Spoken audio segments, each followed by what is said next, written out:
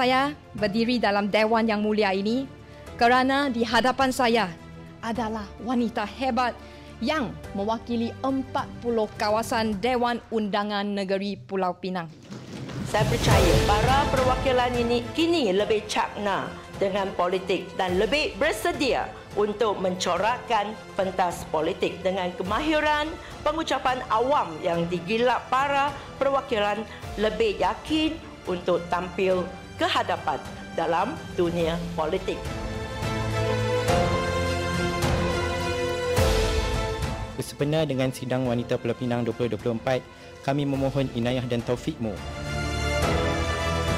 Hari ini kita akan mempertimbangkan sejumlah 29 soalan lisan, 58 soalan bertulis dan 1 usuh. Ya, maka bersuara akan bersidang sehingga semua urusan habis. Kita pergi China, kita tengok apa lagi peluang yang ada di sana untuk kita belajar untuk plan tindakan bagi meningkatkan penyumbangan wanita kepada Semua agar kita janganlah lawan sesama kita dalam dewan ini. Kita pergilah melawan dengan negeri lain.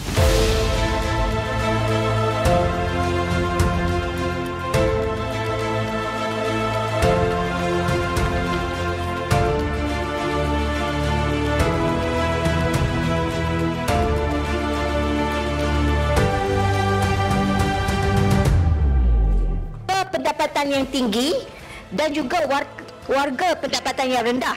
Peningkatan kes yang ketara dari 10,456 serta modul insan anak-anak kita yang bakal memacu negeri ini, negeri kesayangan kita, negeri Pulau Pinang.